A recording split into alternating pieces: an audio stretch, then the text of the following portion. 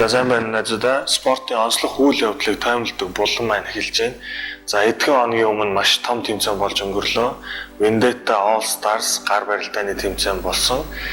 За энэ тэмцээнд Оросын алдар тамирчин болох Денис Цыпленков болон Devon Larratt хоёр гар барилдаж өрсөлдлөө. За энэ хоёрын тухай ерөөхдөө товчхон түүх ярив. За Денис Цыпленковын хувьд бол ерөөсөө Оросын хаалт гэсэн үг. За түүний одоо биеийн бүтэц болон энэ том яс, гар, хуруу энэ төр бол хүн болгонд одоо байгаад байдаг зүйл биш. Та бүхэн бодож магадгүй стероидын юм уу өсөлтийн гормон хэрэглээд яс нь томорчдөг гэж бодож магадгүй. Гэхдээ тийм биш. Энэ бол хүний байгалийн генетикийн өгөгдөл. Хүн болгон ийм том болж чадахгүй. За Денис Цыпленков бол ерөнхийдөө хүүхэд багаас ахуулаад арм спорт буюу гар барилдааны спортоор хичээлдэг байсан. За тэгээд дүүд удалгүй одоо Оросын одоо Strongman-ы тэмцээнд одоо орж эхэлсэн. За Strongman-ы тэмцээнд бол Оросод бас нэлээд дээгүүр байр эзэлж явж байсан.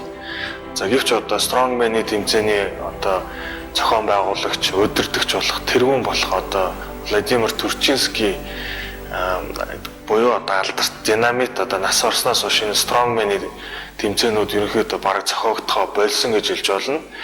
Эдний Оросын тэр Strongman-ы холбоо бол ерөнхийдөө уналтанд орсон тэрүүний дараа. Strongman-ы тэмцээн маань ингээ уналтанд орсны дараа Денис Цыпленков бол эргээд энэ арм спорт руу орсон. За тэрээр одоо Немиров тэмцээнд бол ерөнхийдөө төрүүлж дэлхийн аварга болж исэн. За тэгээд ерөнхийдөө тухайн үед нь бол энэ Devon Larratt гэдэг тамирчин бас Америкт бас яг эд үедээ байж исэн. Америкийн бас топ 1, топ 2-т явж исэн тамирчин. За энэ хоёр болохоор хоорондоо ерөөсөө таарж гар барилдаж байгаагүй.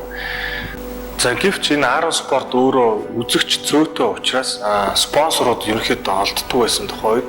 За миний санахын энэ үйл явдал бол 6-аас 7 жилийн өмнө болж исэн санагдаж байна. За бит хоёрын тулааныг хийгээд өгөөч.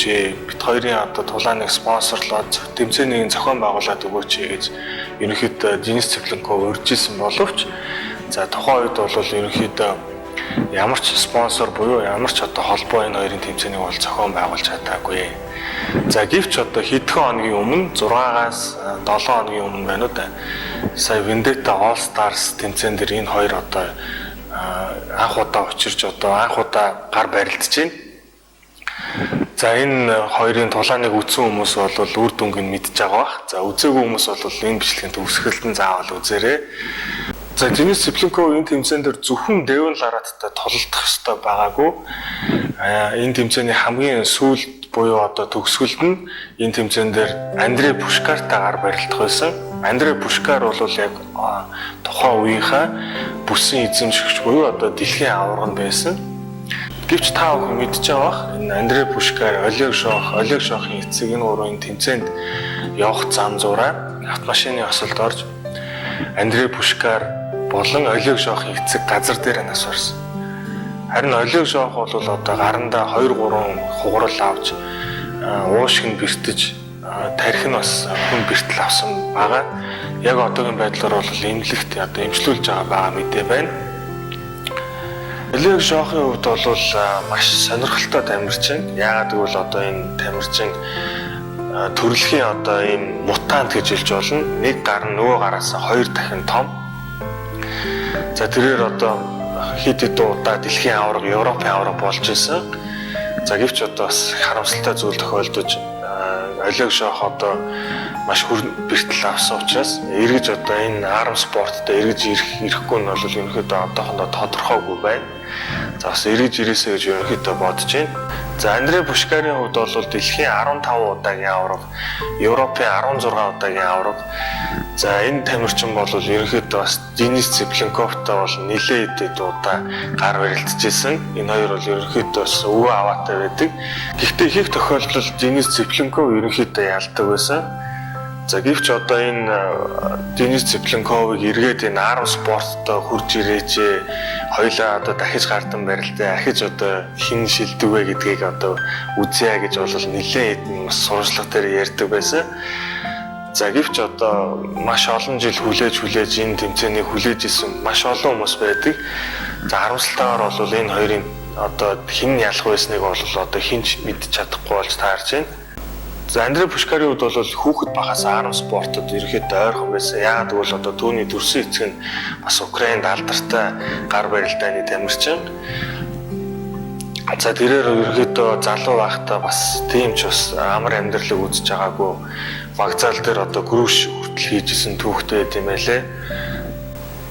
Vendetta All Stars тэмцээн дээр Денис Цыпленков болон Андрей Пушкар хоёр хоорондоо гар барилт төстэй байсан боловч ийм харамсалтай зүйл болж өнгөрлөө. За энэ хоёрын тулааныг одоо хэн илүү вэ гэдэг бол одоо мэдэх боломж бол байхгүй болсон гэж хэлж болно. За аврагын бүс бол одоо Андрей Пушкартай бол өөрт нь үлдсэн. Андрей Пушкар бол нэг ч ялагдaltaгүй одоо аврагаараа үлдэж чадлаа. Харин одоо Андрей Пушкар, Денис Цыпленков болон Дэвин Ларат нарын тулааны 5 хүн төлөвлөлээ. За ингээд төр уулзлаа, баяртай.